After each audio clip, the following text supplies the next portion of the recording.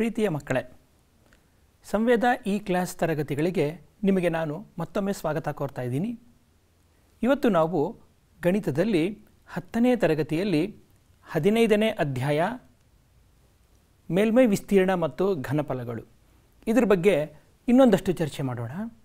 ಈಗಾಗಲೇ ನಾವು 1ನೇ ಸೆಷನ್ನಲ್ಲಿ ಸಾಕಷ್ಟು ವಿಚಾರಗಳನ್ನ ಮತ್ತು 9ನೇ ತರಗತಿಯಲ್ಲಿ ಏನೇನೆಲ್ಲ ಇತ್ತು ಅನ್ನೋದನ್ನು ಕಲ್ತ್ಕೊಂಡಿದ್ದೀವಿ. ಈಗ 2ನೇ ಭಾಗ ಮೇಲ್ಮೈ ವಿಸ್ತೀರ್ಣ ಮತ್ತು ಘನಫಲಗಳು ಇದ್ರ ಬಗ್ಗೆ ಚರ್ಚೆ ಮಾಡೋಣ. ಬನ್ನಿ, ನೀವೆಲ್ಲ ತಯಾರಿದ್ದೀರಾ ತಾನೇ? ನಿಮ್ಮ ಹತ್ರ ಒಂದು ಪೆನ್ನು ಪುಸ್ತಕ ಇದ್ದರೆ ನಾವು ನಮ್ಮ ಈ ಒಂದು ಪ್ರಯಾಣವನ್ನು ಶುರು ಮಾಡ್ಬೋದು. ಮಾಡೋಣ ಬನ್ನಿ.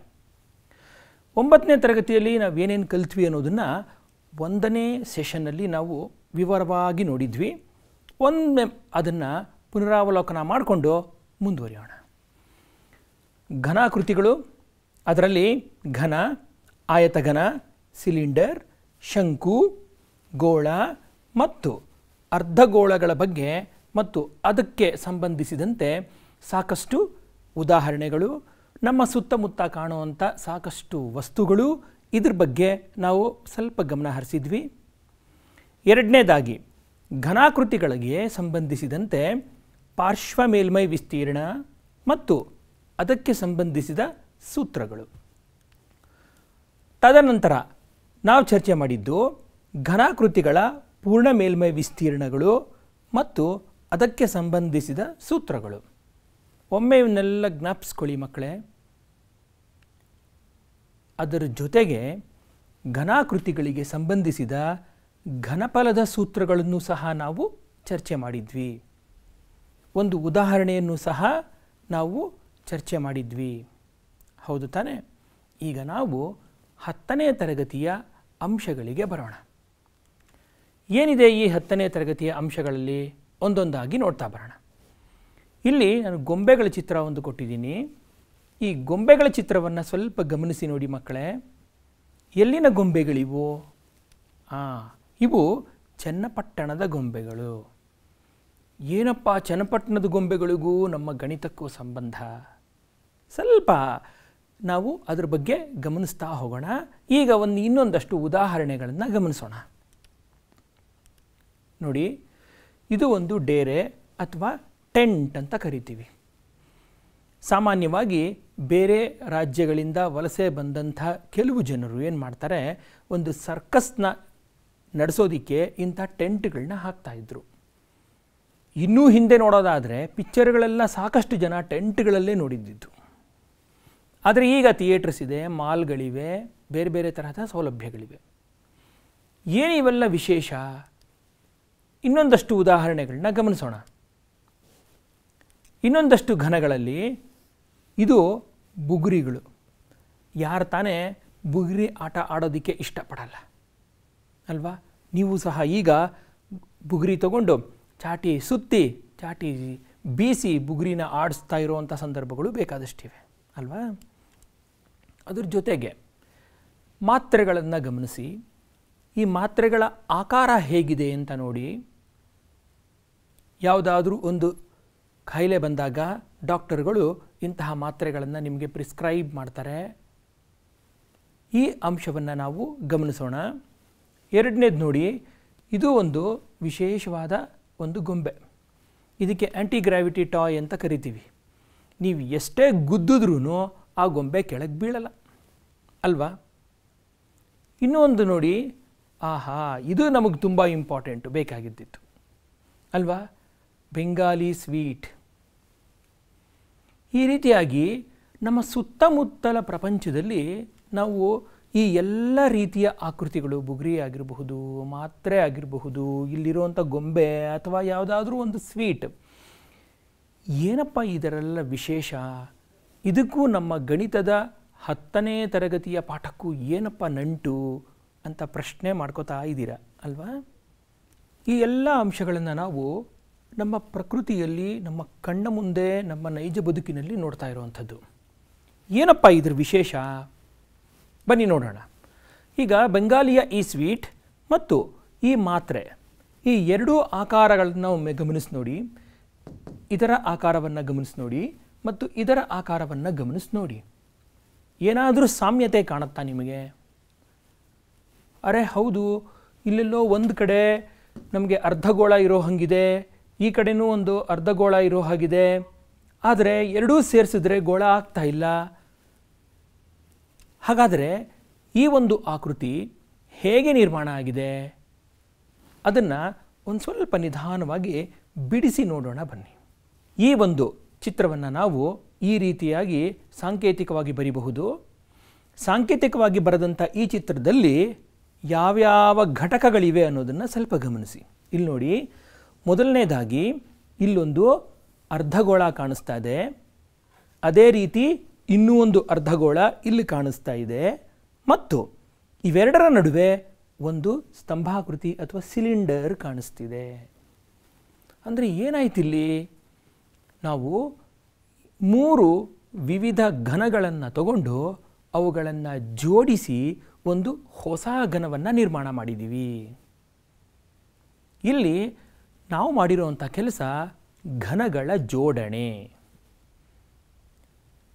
ಈಗಾಗಲೇ ನಾವು ಘಟಕಗಳು ಅಂದರೆ ಅರ್ಧ ಗೋಳ ಆಗಿರಬಹುದು, ಅಥವಾ ಸ್ತಂಭಾಕೃತಿ ಆಗಿರಬಹುದು, ಅಥವಾ ಇಲ್ಲಿ ಕಾಣುವಂಥ ಮತ್ತೊಮ್ಮೆ ಅರ್ಧಗೋಳ, ಈ ಘನಗಳಿಗೆ ಸಂಬಂಧಿಸಿದಂತೆ ಪೂರ್ಣ ಮೇಲ್ಮೈ ವಿಸ್ತೀರ್ಣ ಆಗಲಿ, ಪಾರ್ಶ್ವ ಮೇಲ್ಮೈ ವಿಸ್ತೀರ್ಣ ಆಗಲಿ, ಅಥವಾ ಘನಫಲ ಆಗಲಿ, ಇವುಗಳ ಸೂತ್ರಗಳನ್ನು ನಾವೀಗಾಗಲೇ ಕಲ್ತಿದ್ದೀವಿ ಮತ್ತು ಸಾಕಷ್ಟು ಉದಾಹರಣೆಗಳ ಮೂಲಕ ಅದನ್ನು ಅರ್ಥ ಮಾಡ್ಕೊಂಡಿದ್ದೀವಿ. ಈಗ ನಮ್ಮ ಮುಂದಿರುವಂಥ ಚಾಲೆಂಜ್ ಏನಪ್ಪ ಅಂದರೆ, ಈ ರೀತಿಯಾಗಿ ಜೋಡಿಸಲ್ಪಟ್ಟ ಘನಗಳು, ಉದಾಹರಣೆಗೆ ಈ ಬೆಂಗಾಲಿ ಸ್ವೀಟ್ ಆಗಿರಬಹುದು ಅಥವಾ ಈ ರೀತಿಯ ಪಿಲ್ ಮಾತ್ರೆ ಆಗಿರಬಹುದು, ಇವುಗಳಿಗೆ ನಾವು ನಮ್ಮ ಈಗಾಗಲೇ ಕಲಿತಂತಹ ಸೂತ್ರಗಳನ್ನು ಉಪಯೋಗಿಸಿ ನಾವೇನಾದರೂ ಲೆಕ್ಕ ಮಾಡೋದಕ್ಕೆ ಸಾಧ್ಯನಾ? ಗಮನಿಸೋಣ. ಇನ್ನೊಂದು ಅಂಶ ಗಮನಿಸಿ. ಇಲ್ಲಿ ಈಗಾಗಲೇ ದೀಪಾವಳಿ ಮುಗಿದಿದೆ, ಸಾಕಷ್ಟು ರಾಕೆಟ್ಗಳನ್ನು ನೀವು ಹಾರಿಸಿರಬಹುದು.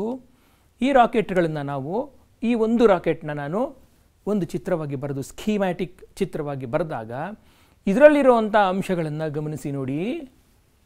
ಇಲ್ಲಿ ನೋಡಿದಾಗ ನಮಗೊಂದು ಸ್ತಂಭಾಕೃತಿ ಕಾಣಿಸ್ತಾ ಇದೆ, ಇಲ್ಲೊಂದು ಶಂಕು ಕಾಣಿಸ್ತಾ ಇದೆ, ಮತ್ತು ಇಲ್ಲೂ ಅಷ್ಟೇ ಒಂದು ಸ್ತಂಭಾಕೃತಿ ನಮಗೆ ಕಾಣಿಸ್ತಾ ಇದೆ. ಅಂದರೆ ಒಂದು ರಾಕೆಟ್ನ ಇಡೀ ಘಟಕ 3 ವಿವಿಧ ಘಟಕಗಳಾಗಿ ಮಾಡಲ್ಪಟ್ಟಿದೆ. ಒಂದು ವೇಳೆ ನಮ್ಮನ್ನು ಈ ಇಡೀ ರಾಕೆಟ್ನ ಘನಫಲ ಎಷ್ಟು ಅಂತ ಕೇಳಿದ್ರೆ ನಾವೇನು ಮಾಡಬಹುದು? ಇದು ನಾವು ಈ ಸೆಷನಲ್ಲಿ ಕಲಿಯುವಂಥ ಅಂಶ. ಇವುಗಳಿಗೆ ನಾವೇನಂತ ಕರಿತೀವಿ? ಜೋಡಿಸಿದ ಘನಾಕೃತಿಗಳು ಅಂತ ಕರಿತೀವಿ. ಇಲ್ಲಿ 2 ಅಥವಾ 2ಕ್ಕಿಂತ ಹೆಚ್ಚು ಘನಾಕೃತಿಗಳು ಇರುತ್ತವೆ.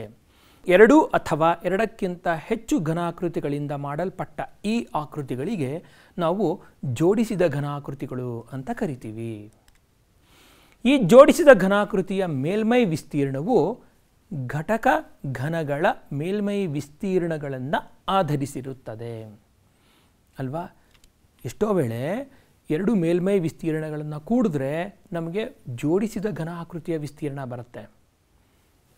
ಒಂದು ಸಂದರ್ಭದಲ್ಲಿ ಜೋಡಿಸಿದ ಘನಾಕೃತಿಯ ವಿಸ್ತೀರ್ಣ ನಮಗೆ ಬೇಕು ಅಂದರೆ ಒಂದು ವಿಸ್ತೀರ್ಣವನ್ನು ಮತ್ತೊಂದು ವಿಸ್ತೀರ್ಣದಿಂದ ಕಳೆಯುವಂಥ ಸಂದರ್ಭಗಳು ಇರುತ್ತೆ. ಹಾಗಾಗಿ ಇಲ್ಲೇನು ಕೊಟ್ಟಿದ್ದೀವಿ ನಾವು? ಮೇಲ್ಮೈ ವಿಸ್ತೀರ್ಣವನ್ನು ಆಧರಿಸಿರುತ್ತದೆ ಅಂತ ಕೊಟ್ಟಿದ್ದೀವಿ. ಬನ್ನಿ, ಇದಕ್ಕೆ ಸಂಬಂಧಪಟ್ಟ ಹಾಗೆ ನಾವು 2 ಪ್ರಶ್ನೆಗಳಿಗೆ ಇವತ್ತು ಉತ್ತರ ಕಂಡುಕೊಳ್ಳೋಣ. ಅದರಲ್ಲಿ ಮೊದಲನೇ ಪ್ರಶ್ನೆ ಹೀಗಿದೆ: 64 ಸೆಂಟಿಮೀಟರ್ ಘನಫಲವನ್ನು ಹೊಂದಿರುವ 2 ವರ್ಗ ಘನ ಮುಖಗಳನ್ನು ಸೇರಿಸಿ ಒಂದು ಆಯತ ಘನಾಕೃತಿ ಮಾಡಿದೆ. ಈ ಆಯತ ಘನಾಕೃತಿಯ ಮೇಲ್ಮೈ ವಿಸ್ತೀರ್ಣವನ್ನು ಕಂಡುಹಿಡಿಯಿರಿ. ಪ್ರಶ್ನೆ ಇದು. 64 ಸೆಂಟಿಮೀಟರ್ ಕ್ಯೂಬ್ 64 ಸೆಂಟಿಮೀಟರ್ ಕ್ಯೂಬ್ ಘನಫಲ ಇರುವಂಥ 2 ವರ್ಗ ಘನ ಮುಖಗಳನ್ನು ಸೇರಿಸಿ ಒಂದು ಆಯತ ಘನಾಕೃತಿಯನ್ನು ಮಾಡಿದ್ದಾರೆ.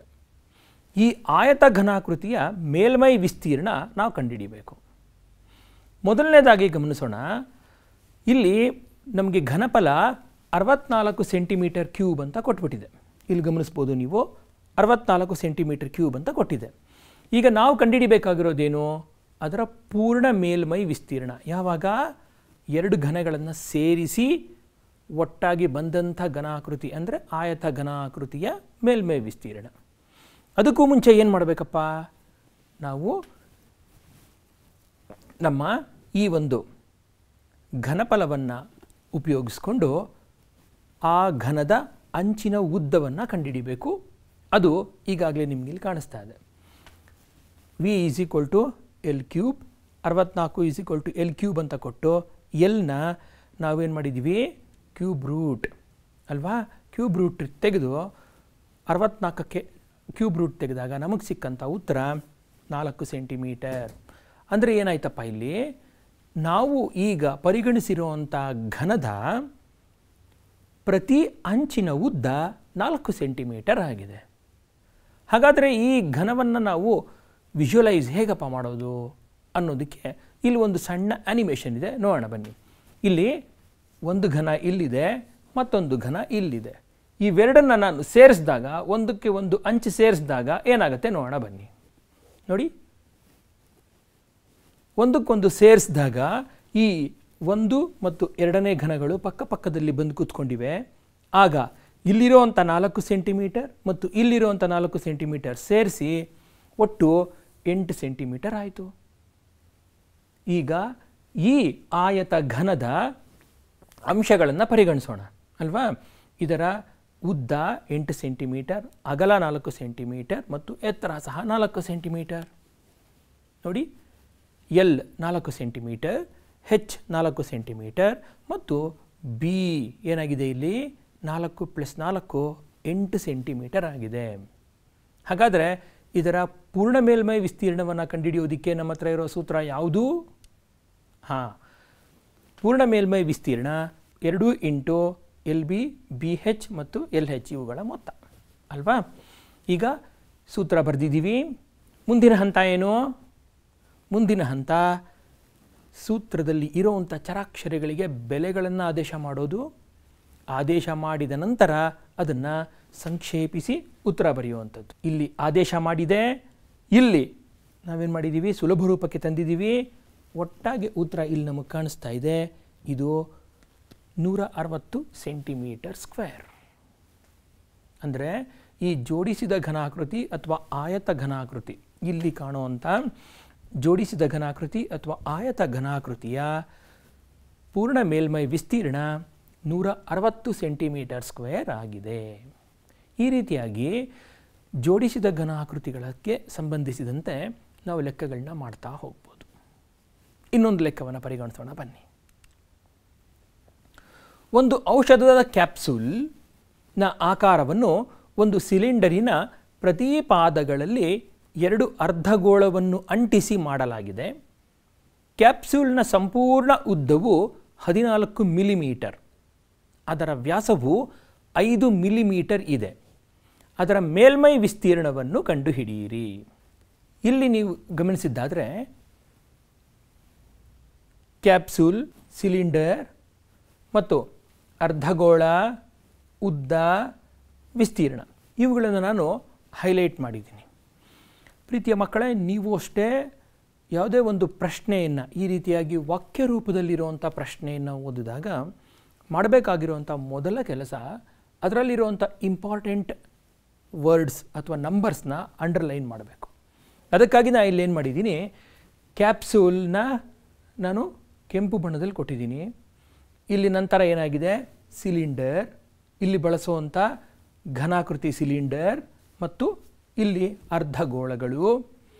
ಇದಕ್ಕೆ ಸಂಬಂಧಿಸಿದಂತೆ ಕೊಟ್ಟಿರುವಂಥ ದತ್ತ ವಿವರಗಳು ಏನಪ್ಪ ಅಂದರೆ, ಮೊದಲನೇದು ಅದರ ಪೂರ್ತಿ ಉದ್ದ 14 ಮಿಲಿಮೀಟರ್ ಮತ್ತು ಅದರ ತ್ರಿಜ್ಯ ಕೊಟ್ಟಿಲ್ಲ, ಇಲ್ಲಿ ವ್ಯಾಸ 5 ಮಿಲಿಮೀಟರ್ ಮತ್ತು ನಾವು ಕಂಡುಹಿಡಿಬೇಕಾಗಿರುವಂಥದ್ದು ವಿಸ್ತೀರ್ಣ.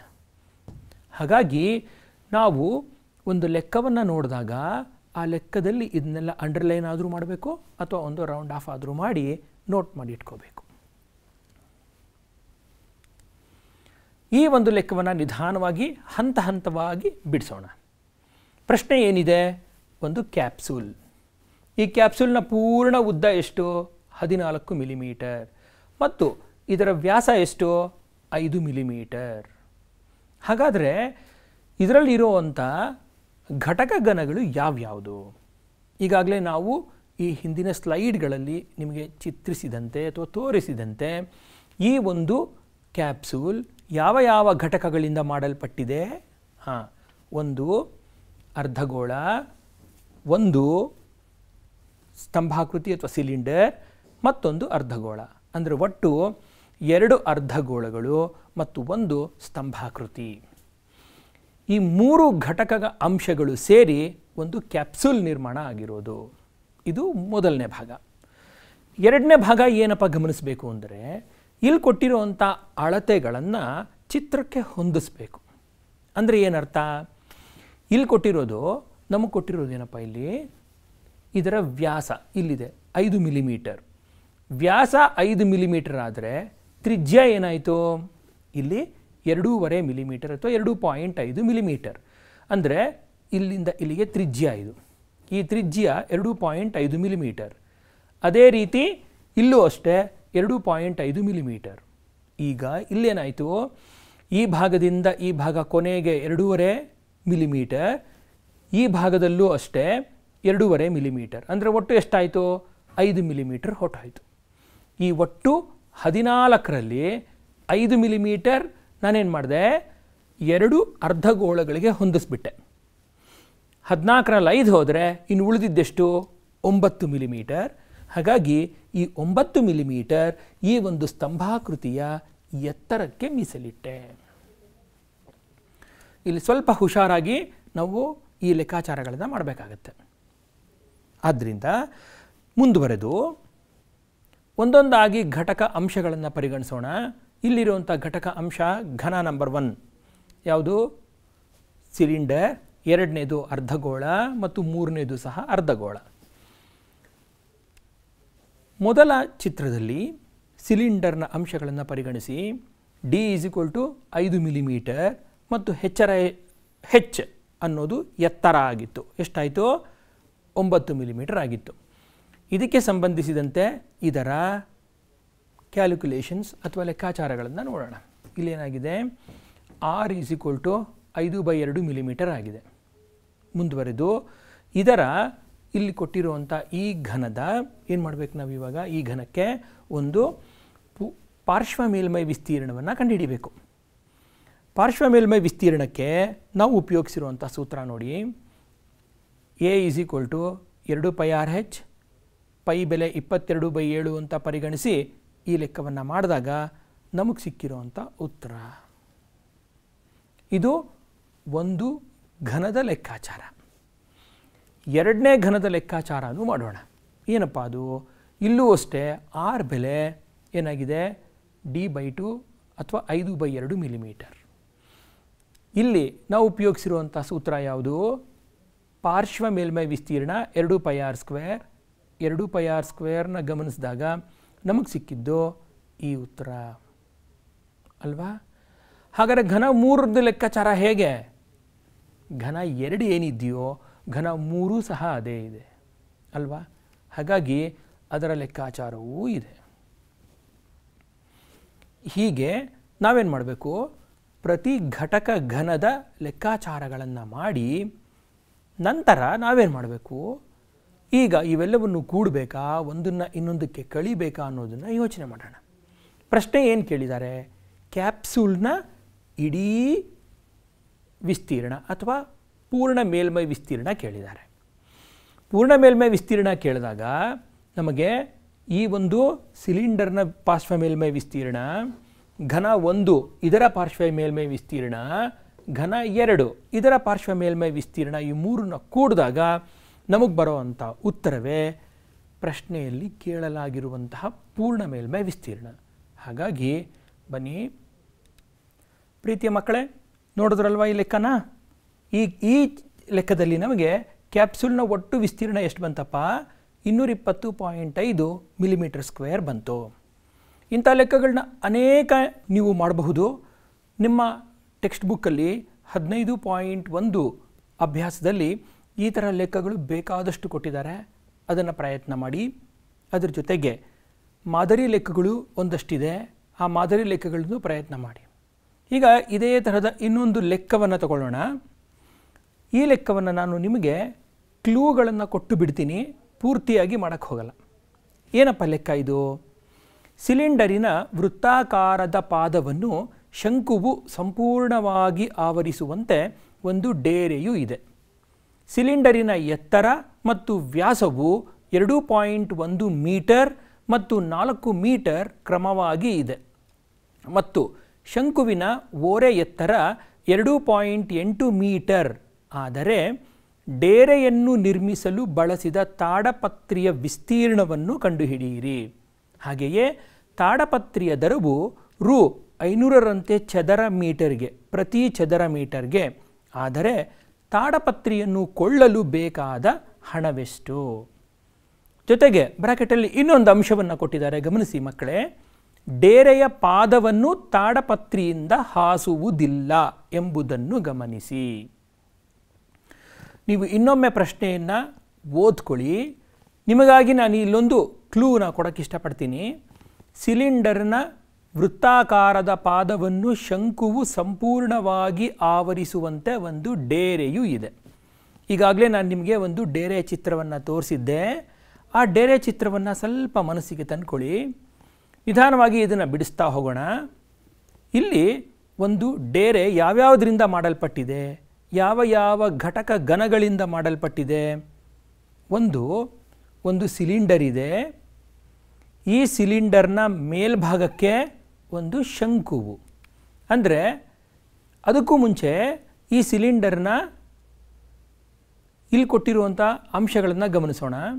ಈ ಸಿಲಿಂಡರ್ನ ಪಾದದ ವ್ಯಾಸ 4 ಮೀಟರ್ ಮತ್ತು ಡೇರೆಯ ಪೂರ್ತಿ ಎತ್ತರ 2.1 ಮೀಟರ್. ಅದರ ಜೊತೆಗೆ ಇಲ್ಲೇನಾಗಿದೆ, ಈ ಸಿಲಿಂಡರ್ನ ಮೇಲ್ಗಡೆ ಈ ಶಂಕು ಆಕಾರದಲ್ಲಿ ಇದನ್ನು ಪೂರ್ಣವಾಗಿ, ಅಂದರೆ ಈ ಪಾದ ಪೂರ್ತಿ ಮೇಲ್ಭಾಗ ಪೂರ್ತಿ ಆವರಿಸಿರುವಂತೆ ಪೂರ್ಣವಾಗಿ ಶಂಕುವನ್ನು ಇಡಲಾಗಿದೆ. ಇಲ್ಲಿ ಕೊಟ್ಟಿರುವಂಥ ವಿವರಗಳನ್ನು ಗಮನಿಸೋಣ. ಇದರ ವ್ಯಾಸ ಕೊಟ್ಟಿದ್ದಾರೆ 4 ಮೀಟರ್, ತ್ರಿಜ್ಯ 2 ಮೀಟರ್. ನೀವು ಕಂಡು ಹಿಡ್ಕೊಡ್ತೀರಾ? ಇದರ ಪೂರ್ಣ ಎತ್ತರ ಕೊಟ್ಟಿದ್ದಾರೆ, ಅಂದರೆ ಡೇರೆಯ ಪೂರ್ಣ ಎತ್ತರ 2.1 ಮೀಟರ್. ಇದರ ಜೊತೆಗೆ ನಮ್ಗೆ ಅನುಕೂಲ ಮಾಡಿಕೊಡೋದಕ್ಕೆ ಇನ್ನೇನಪ್ಪ ಕೊಟ್ಟಿದ್ದಾರೆ ಅಂದರೆ, ಈ ಡೇರೆಯ ಅಂದರೆ ಶಂಕುವಿನ ಆಕೃತಿಯ ಓರೆ ಎತ್ತರ 2.8 ಮೀಟರ್ ಅಂತ ಕೊಟ್ಟಿದ್ದಾರೆ. ಸೊ ಈಗ ನಮ್ಮ ಕೆಲಸ ಏನಪ್ಪ ಅಂತಂದರೆ, ಈ ಡೇರೆಯನ್ನು ಮಾಡೋದಕ್ಕೆ ನಮಗೆ ಬೇಕಾಗಿರೋವಂಥ ತಾಡಪತ್ರಿ ಅಥವಾ ಕ್ಯಾನ್ವಾಸ್ ಅಥವಾ ಟಾರ್ಪಾಲ್ ಬಟ್ಟೆ ಎಷ್ಟು ಅನ್ನೋದು. ಮಕ್ಕಳೇ, ಈ ಟಾರ್ಪಾಲ್ ಬಟ್ಟೆಯನ್ನು ನೀವು ಕಂಡುಹಿಡಿಬೇಕು ಅಂತಂದರೆ ಇದು ಹೊರ ಮೇಲ್ಮೈ ಆವರಿಸ್ಕೊಂಡಿರುವಂಥದ್ದು. ಹಾಗಾಗಿ ಇದಕ್ಕೆ ನೀವು ಮೇಲ್ಮೈ ವಿಸ್ತೀರ್ಣ ಕಂಡುಹಿಡಿತೀರೋ ಅಥವಾ ಘನಫಲ ಕಂಡುಹಿಡಿತೀರೋ? ನೀವು ಕಂಡುಹಿಡಿಬೇಕಾಗಿರೋದು ಮೇಲ್ಮೈ ವಿಸ್ತೀರ್ಣ. ಮೇಲ್ಮೈ ವಿಸ್ತೀರ್ಣ ಕಂಡುಹಿಡಿಯುವಾಗ ಇನ್ನೂ ಒಂದು ಅಂಶವನ್ನು ಗಮನಿಸಬೇಕು. ಈ ಟೆಂಟ್ನ ಒಳಭಾಗದಲ್ಲಿ ಇರೋವಂಥ ವೃತ್ತಾಕಾರದ ಪಾದಕ್ಕೆ ಈ ಟಾರ್ಪಾಲ್ ಬಟ್ಟೆಯನ್ನು ಹಾಕೋದಿಲ್ಲ ಅಂತ ಬ್ರಾಕೆಟಲ್ಲಿ ಅವರು ಕೊಟ್ಟಿದ್ದಾರೆ. ಹಾಗಾಗಿ ನಾವು ಎಲ್ಲ ಅಂಶಗಳನ್ನು ಗಮನಿಸ್ಕೊಂಡು ಏನು ಮಾಡಬೇಕು? ಸಿಲಿಂಡರಿನ ಪಾರ್ಶ್ವ ಮೇಲ್ಮೈ ವಿಸ್ತೀರ್ಣ, ಶಂಕುವಿನ ಪಾರ್ಶ್ವ ಮೇಲ್ಮೈ ವಿಸ್ತೀರ್ಣ ಕಂಡುಹಿಡಿದು ಇವೆರಡವನ್ನು ನಾವೇನು ಮಾಡಬೇಕು? ಕೂಡಬೇಕು. ಕೂಡಿದ ಮೇಲೆ ನಮಗೇನು ಸಿಗುತ್ತೆ? ಇದರ ಒಟ್ಟು ಮೇಲ್ಮೈ ವಿಸ್ತೀರ್ಣ ಸಿಗುತ್ತೆ. ಈ ಒಟ್ಟು ಮೇಲ್ಮೈ ವಿಸ್ತೀರ್ಣವನ್ನು ನಾವೇನು ಮಾಡಬೇಕು? ಎಷ್ಟು ಚದರ ಬಂದಿದೆ ಅಂತ ನೋಡಿಕೊಂಡು ಪ್ರತಿ ಚದರಕ್ಕೆ 500 ರೂಪಾಯಿ ಆದರೆ ಒಟ್ಟು ಈ ಬಟ್ಟೆಯನ್ನು, ಟಾರ್ಪಾಲ್ ಬಟ್ಟೆಯನ್ನು ಕೊಳ್ಳೋದಕ್ಕೆ ನಾವು ಎಷ್ಟು ಹಣವನ್ನು ವ್ಯಯ ಮಾಡಬೇಕು ಅನ್ನೋದನ್ನು ಕಂಡುಹಿಡಿಬೇಕು. ಇಲ್ಲಿ ಯಾವ್ಯಾವ ಅಂಶಗಳನ್ನು ಮಾಡಬೇಕು ಅಂತ ನಾನು ನಿಮಗೆ ಸೂಚ್ಯವಾಗಿ ಹೇಳ್ತೀನಿ, ಆದರೆ ಲೆಕ್ಕ ನೀವೇ ಮಾಡಬೇಕು. ಮಾಡ್ತೀರಾ ಅಲ್ವಾ? ಇನ್ನೊಮ್ಮೆ ಹೇಳ್ತೀನಿ. ಇಲ್ಲಿ ನಾವು ಕಂಡುಹಿಡಿಬೇಕಾಗಿರೋದು ಸಿಲಿಂಡರಿನ ಪಾರ್ಶ್ವ ಮೇಲ್ಮೈ ವಿಸ್ತೀರ್ಣ, ಶಂಕುವಿನ ಪಾರ್ಶ್ವ ಮೇಲ್ಮೈ ವಿಸ್ತೀರ್ಣ, ಇವೆರಡನ್ನು ಕೂಡಿ ಬಂದಿರುವಂಥದ್ದು ಒಟ್ಟು ಮೇಲ್ಮೈ ವಿಸ್ತೀರ್ಣ. ಇದಕ್ಕೆ ಅನುಗುಣವಾಗಿ ಚದರ ಮೀಟರ್ಗೆ 500 ರೂಪಾಯಿಯಂತೆ ತಾಡಪತ್ರಿಯ ಬೆಲೆ. ಸೊ ಇಷ್ಟು ಕೆಲಸ ಮುಗಿಸಿದ್ರೆ ಈ ಒಂದು ಕೆಲಸ ಮುಗಿದ ಹಾಗೆ. ಇದ್ರ ಜೊತೆಗೆ ನಿಮಗೆ ಇನ್ನೊಂದೆರಡು 3 ಲೆಕ್ಕಗಳನ್ನ ಕೊಡ್ತಾ ಇದ್ದೀನಿ. ಏನಪ್ಪ ಲೆಕ್ಕ ಇದು? ಒಂದು ಘನದ ಅಂಚುಗಳನ್ನು 50% ಹೆಚ್ಚಳ ಮಾಡಲಾಗಿದೆ. ಹೆಚ್ಚಾದ ಪೂರ್ಣ ಮೇಲ್ಮೈ ವಿಸ್ತೀರ್ಣವನ್ನು ಶೇಕಡ ರೂಪದಲ್ಲಿ ವ್ಯಕ್ತಪಡಿಸಿ. ಒಂದು ಘನ, ಅದರ ಅಂಚನ್ನು ಏನು ಮಾಡಿದ್ದೀನಿ? 50% ಜಾಸ್ತಿ ಮಾಡಿದ್ದೀನಿ. 10 ಸೆಂಟಿಮೀಟರ್ ಇದ್ದರೆ ಏನು ಮಾಡ್ತೀನಿ? ಅದನ್ನು 5 ಸೆಂಟಿಮೀಟರ್ ಹೆಚ್ಚು ಮಾಡ್ತೀನಿ. ಹೀಗೆ ಹೆಚ್ಚು ಮಾಡಿದ ಮೇಲೆ ಏನಾಗುತ್ತೆ? ಘನ ದೊಡ್ಡದಾಗುತ್ತೋ ಚಿಕ್ಕದಾಗುತ್ತೋ? ದೊಡ್ಡದಾಗತ್ತೆ. ವಿಸ್ತೀರ್ಣವನ್ನು ನೀವು ಕಂಡುಹಿಡಿದು ಆ ವಿಸ್ತೀರ್ಣವನ್ನು ಏನು ಮಾಡಬೇಕು? ಶೇಕಡ ರೂಪದಲ್ಲಿ ವ್ಯಕ್ತಪಡಿಸಬೇಕು. ಎರಡೂ ವಿಸ್ತೀರ್ಣಗಳನ್ನ ಗಮನಿಸಿ ಒಂದು ಇನ್ನೊಂದಕ್ಕಿಂತ ಎಷ್ಟು ಹೆಚ್ಚಾಗಿದೆ ಅನ್ನೋದನ್ನು ಕಂಡುಹಿಡಿದು ಎಷ್ಟು ಪ್ರಮಾಣದಲ್ಲಿ ಹೆಚ್ಚಾಗಿದೆ ಅಂತ ಶೇಕಡ ರೂಪದಲ್ಲಿ ವ್ಯಕ್ತಪಡಿಸಬೇಕು. ಮಾಡ್ತೀರಲ್ವಾ? ಇಲ್ಲೂ ಅಷ್ಟೇ 3-4 ಹಂತಗಳಲ್ಲಿ ಈ ಲೆಕ್ಕವನ್ನು ಮಾಡಬೇಕು. ಇದ್ರ ಜೊತೆಗೆ ಮತ್ತೆ ಸರ್ಕಸ್ ಟೆಂಟಿನ ರೂಪದಲ್ಲಿ ಇನ್ನೊಂದು ಲೆಕ್ಕ ನಿಮಗಾಗಿ ಕೊಡ್ತಾ ಇದ್ದೀನಿ. ಒಂದು ಸರ್ಕಸ್ ಟೆಂಟು ಸ್ತಂಭಾಕೃತಿ ಮತ್ತು ಮೇಲ್ಭಾಗದಲ್ಲಿ ಶಂಕುವಿನ ಆಕಾರದಲ್ಲಿದೆ. ಸಿಲಿಂಡರಿನ ಎತ್ತರ 8 ಮೀಟರ್, ಟೆಂಟಿನ ಒಟ್ಟು ಎತ್ತರ 13 ಮೀಟರ್ ಮತ್ತು ಪಾದದ ವ್ಯಾಸ 24 ಮೀಟರ್. ಆದರೆ ಟೆಂಟಿಗೆ ಬೇಕಾದ ತಾಡಪತ್ರಿಯ ಪ್ರಮಾಣವನ್ನು ಕಂಡುಹಿಡಿಯಿರಿ. ಇಲ್ಲಿ ನಿಮಗೆ ಈ ಹಿಂದಿನ ಲೆಕ್ಕದಲ್ಲಿ ಮಾಡೋದಕ್ಕಿಂತ ಸ್ವಲ್ಪ ಕಡಿಮೆ ಕೆಲಸ. ಕಾರಣ, ತಾಡಪತ್ರಿಯ ಬೆಲೆ ನೀವು ಕಂಡುಹಿಡಿಬೇಕಾಗಿಲ್ಲ. ಇಲ್ಲಿ ಯಾವುದೇ ತರಹದ ಬೆಲೆಗಳನ್ನು ನಮೂದು ಮಾಡಿಲ್ಲ. ಇಲ್ಲಿ ಮಾಡಬೇಕಾಗಿರೋ ಕೆಲಸ ತಾಡಪತ್ರಿಯ ಪ್ರಮಾಣವನ್ನು ಮಾತ್ರ ಕಂಡುಹಿಡಿಯುವಂಥದ್ದು. ಹಾಗಾಗಿ ಮಕ್ಕಳೇ, ಈ 1, 2 ಈ 2 ಲೆಕ್ಕಗಳನ್ನು ಮತ್ತು ಈಗಾಗಲೇ ನಾನು ನಿಮಗಾಗಿ ಕ್ಲೂ ಕೊಟ್ಟಂಥ ಲೆಕ್ಕಗಳನ್ನು ಬಿಡಿಸ್ತೀರ ಅಲ್ವಾ? ನಿಮಗೆ ನಮ್ಮ ಕಡೆಯಿಂದ ಒಂದು ಗುಡ್ ಲಕ್. ಈ ಭಾಗವನ್ನು ನಿಮಗಾಗಿ ಪ್ರಸ್ತುತಪಡಿಸಿದವರು ಪ್ರವೀಣ್ ಎಸ್, BRP BRC ಕಚೇರಿ, ಕೋಲಾರ. ಎಲ್ಲ ಮಕ್ಕಳು ಈ ಎಲ್ಲ ಲೆಕ್ಕಗಳನ್ನು ಬಿಡಿಸ್ತೀರಾ ಅಂತ ಆಶಯದಲ್ಲಿ ಈ ಒಂದು ಕಾರ್ಯಕ್ರಮವನ್ನು ಮುಗಿಸ್ತಾ ಇದ್ದೀವಿ. ಎಲ್ರಿಗೂ ನಮಸ್ಕಾರ.